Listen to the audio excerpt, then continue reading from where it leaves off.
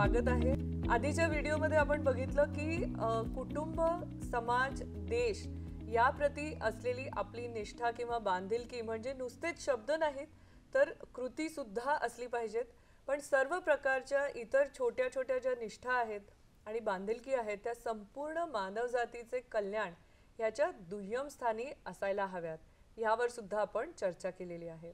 मग कुटुंबाशी, स्थानिक समुदायाशी, समाजाप्रती तुमची काय निष्ठा आहे, बांधिलकी काय आहे आणि इतर निष्ठांबद्दल आपण विचार करावा असा प्रश्न तुम्हाला दिलेला होता। परागजी, तुम्ही तुमचे मुद्दे मांडत होता। दोन बांधिलकींबद्दल आपण ऑलरेडी बोललेलो आहोत, तर तुम्ही पुढे सांगाल का सगळ्यांना? हो, निश्चितच मॅडम। आपण अगोदरच्या सत्रामध्ये दोन बांधिलकीबाबत चर्चा केली, तर त्यावेळेस आपण म्हणालो होतो की समुदायातील वंचितांना शिक्षण देऊ शकतो आपण। जे कोणते विषय शिकवत असू, कदाचित ती भाषा असू शकेल, आपण आपल्या भाषिक कौशल्य वापरू शकतो। समुदायाच्या सदस्यांना आपले कौशल्य वापरून त्यांच्या विकासामध्ये हातभार लावू शकतो। फक्त मुलांसाठीच नव्हे तर आपण ज्या महिलांना किंवा प्रौढांना त्यांना शिकण्याची आवड आहे किंवा त्यांना शिकावंसं वाटतं त्यांनाही आपण शिकवू शकतो आणि त्यांच्या व्यक्तिमत्व विकासासाठी आपण वर्ग देखील घेऊ शकतो। अर्थात आपला भर हा तरुणांवर अधिक असायला हवा आणि अशा प्रकारे आपण समुदायाला आपण विविध पद्धतीने सेवाही देऊ शकतो। So wonderful. त्यामुळे समाजाच्या सेवेसाठी कटिबद्ध किंवा बांधिलकी असल्याचे सिद्ध करणाऱ्या या सर्व गोष्टी तुम्ही आता सांगितलेल्या आहेत त्या ऐकून मला खूप आनंद होतो आहे। आणि असे अनेक तरुण आहेत जे आधीच हे सगळं करत आहेत। मी काही तरुणांना ओळखते जे स्वेच्छेने जाऊन विशेषतः उपेक्षित गटातील मुलांपर्यंत पोहोचतात आणि नंतर त्यांना तेच विषय शिकवतात जे ते शाळेत शिकतात, कारण त्यांना कदाचित त्याच्यामध्ये काहीतरी कठीण वाटत असेल। त्यांच्या वैयक्तिक विकासासाठी ते अतिरिक्त वर्ग देऊ शकतात। अगदी छोट्या वयामध्ये हे ते काम करत आहेत आणि हे एक अद्भुत स्वयंसेवी सेवा आहे जी आपण सर्वजण करू शकतो आणि यामधून आपली बांधिलकी सुद्धा दिसून येते असं मला वाटतं। नक्कीच नक्कीच निश्चितच। आणि आता पुढे समाजाप्रती किंवा संपूर्ण राष्ट्राप्रती निष्ठा किंवा बांधिलकी असते, मग ह्याच्यावरती सुद्धा आय एम शुअर तुमच्याकडे मुद्दे असणार आहेत, तुम्ही सांगाल का सगळ्यांना? निश्चितच मॅडम। तर समाजाप्रती किंवा संपूर्ण राष्ट्राप्रती असणारी निष्ठा अथवा बांधिलकी यात सर्वप्रथम सामाजिक न्यायाप्रती बांधिलकी येते। कमिटमेंट टू सोशल जस्टिस असं त्याला म्हटलं जातं। अगदी बरोबर आहे। खूप छान तुम्ही सांगितलेलं आहे की कमिटमेंट टू सोशल जस्टिस फारच महत्त्वाचं आणि हे खूप महत्त्वाचं देखील आहे। मग यामध्ये पर्यावरणाविषयक जबाबदारी समुदायात लागू पडते। त्यानंतर ती पर्यावरण आणि समाज दोन्ही ठिकाणी लागू पडत असते। आणि मग मार्गदर्शन आणि शिक्षण हाही त्यामध्ये महत्त्वाचा भाग आलाच की। त्यानंतर व्यावसायिक सचोटी, आपण त्याला प्रोफेशनल एथिक्स कधी कधी त्याला म्हणतात, तर नैतिक मापदंड राखणे आणि स्वतःच्या व्यवसायाशी जबाबदारीने वागणे, विशेषतः जेव्हा आपण सार्वजनिक जीवनामध्ये वावरत असतो। Great, wonderful. अर्थातच तुम्ही ज्या उदाहरणं दिलेली आहेत ती अतिशय उत्तमच आहेत। आणखीन काही मुद्दे आहेत का? निश्चितच।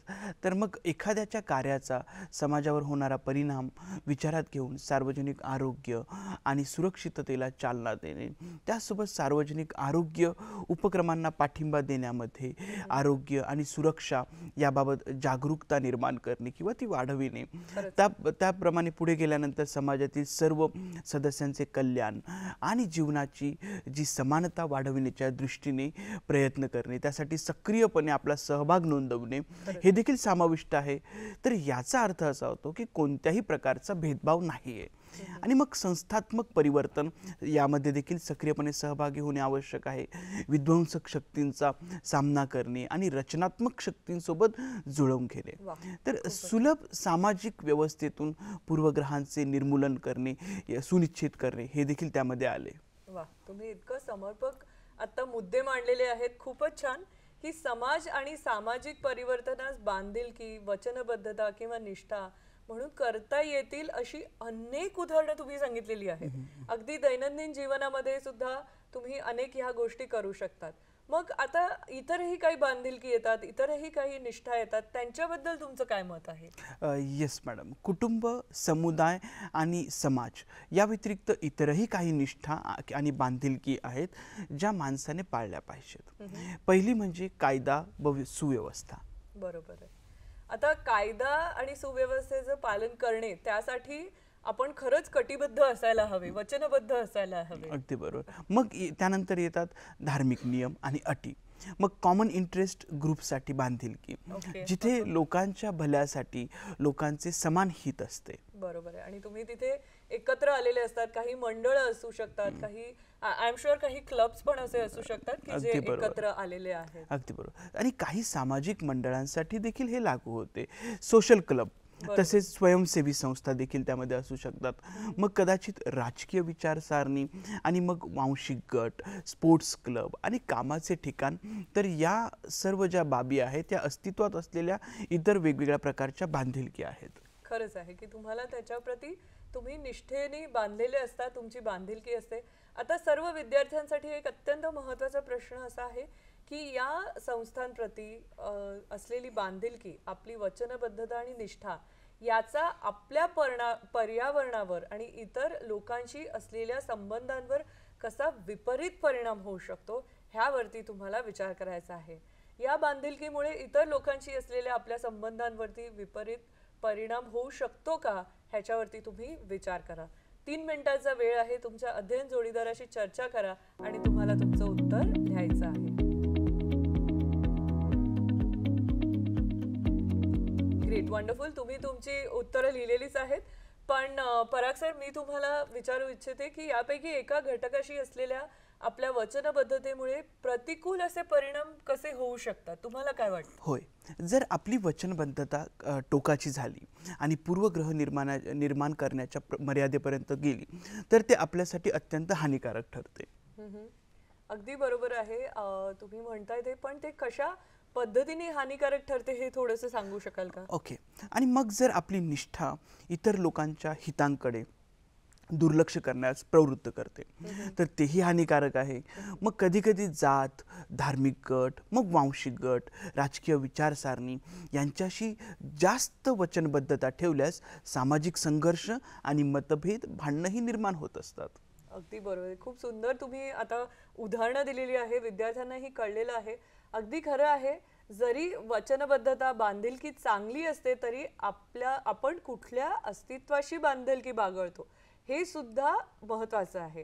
पण मग त्यातून पूर्वग्रह निर्माण तर होत नाहीयेत ना, इतरांकडे दुर्लक्ष होत नाहीये ना, संघर्ष होणार नाही, या सर्वाची आपल्याला काळजी घ्यावी लागते. नाहीतर ती काय होते, बांधिलकी टोकाची होते. आणि आपण आपल्या आधीच्या एका सत्रामध्ये चर्चा केली होती की चांगल्या गोष्टी सुद्धा जर टोकाला नेल्या गेल्या तर त्याचं नुकसान होईल, कारण खूप जास्त किंवा खूप कमी हे बरोबर नाहीये. त्यामुळे आपल्या सर्व वचनबद्धतांमध्ये नेमस्तपणा हे मापदंड आपण स्वीकारले पाहिजे. म्हणजे मॉडरेशन ज्याला इंग्रजीमध्ये म्हणतात, म्हणजे मध्यस्थ गाठायचं आहे, संतुलन असणं अतिशय योग्य आहे. बरोबर. आणि अगदी सर्व गोष्टींमध्ये हे जे मॉडरेशन आहे ते महत्त्वाचे आहे. खरंच आहे.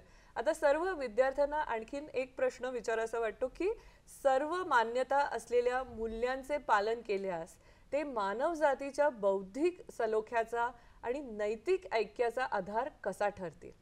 त्यामुळे निष्ठा वेगवेगळी असली तरी काही हरकत नाहीये, तरी सर्व लोकांमध्ये समान मूल्ये, कॉमनॅलिटीज असतील तर बौद्धिक दृष्ट्या आपण सलोखा आणतो आणि लोकांमध्ये नैतिक दृष्ट्या ऐक्य सुद्धा आपल्याला आणता येतंय. आणि हा आपला खरं तर आधार ठरतो की समान मूल्य आहेत. मग निष्ठा भिन्न असूनही सर्वमान्य अशा मूल्यांची आवश्यकता असते, हे आपण मान्य केले पाहिजे. मग आता 3 मिनिटाचा वेळ घेऊया. तुमच्या अध्ययन जोडीदाराशी चर्चा करा आणि तुम्हाला तुमचं उत्तर लिहायचं आहे.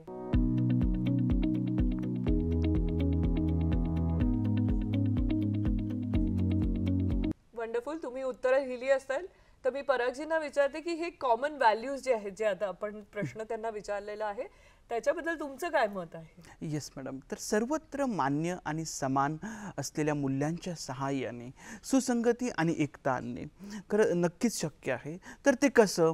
कारण ज्या विविध गटांशी आपण वचनबद्धता बाळगतो किंवा बाळगत नाही, अशा विविध गटांसाठी सामान्य जी मूल्य आहेत म्हणजे कॉमन व्हॅल्यूज, ती एक जोडणारी शक्ती म्हणून काम करतील.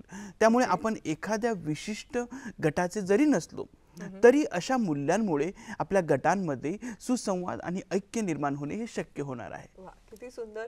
आता किमान वेगवेगळ्या गटांमध्ये एकता आणि सलोखा कसा निर्माण करायचा याची कल्पना तरी आपल्याला आता कळलेली आहे की ह्या कॉमनॅलिटीज बद्दल आपण विचार करू शकतो. वेगवेगळ्या गटांची निष्ठा असलेल्या लोकांना एकत्र आणणं शक्य आहे हे सुद्धा आपल्याला कळलेलं आहे. हे खरोखर एक आश्चर्यकारक गोष्ट आहे की आपण हे आता करू शकतो. पण आता पुढचा गंभीर प्रश्न असा आहे की ते आपण कसे करू शकतो हे आपल्याला शोधावं लागेल. होय, कसे करायचे हे थोडंसं आता समजून घेतलं पाहिजे. खरंच आहे की करायचं आहे म्हणजे होऊ शकतं हे समजायचं आहे, पण कसं करायचं? मग प्रश्न असा आहे की अशी सर्वत्र मान्य सामान्य मूल्ये कशाच्या आधारावर स्थापन करता येतील? ओके, प्रश्न आय एम शुअर तुम्हाला कळलेला आहे. 3 मिनिटं घ्या, त्या प्रश्नाचं उत्तर द्या की अशी सर्वत्र मान्य जी सामान्य मूल्य आहेत ती कशाच्या आधारावर स्थापन करता येतील. 3 मिनिटाचा तुम्हाला वेळ आहे.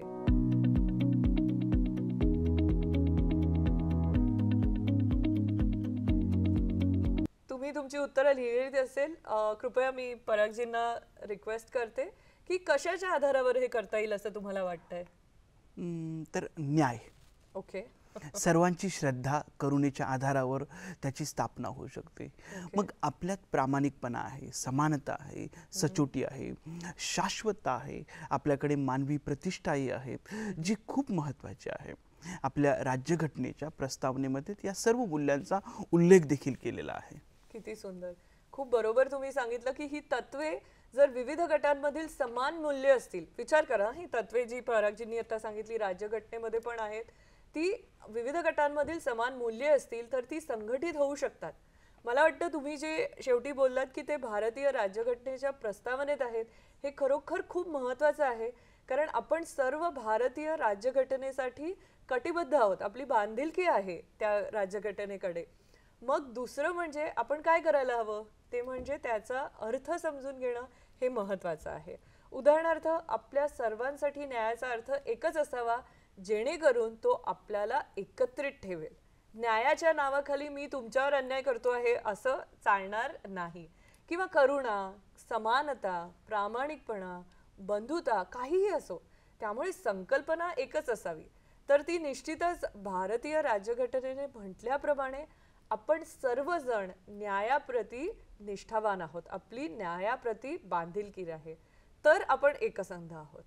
तर मित्रमैत्रिणींनो, आता हा भाग आपण इथे संपवणार आहोत.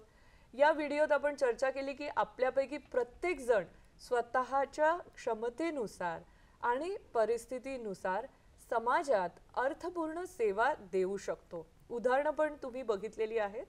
समाजाप्रती असलेली बांधिलकी किंवा निष्ठा अशा पद्धतीने आपण पूर्ण करू शकतो आणि सर्वात शेवटी समान मूल्यांचा प्रसार करून आपण अधिक सर्वजण एकसंघ होऊ शकतो.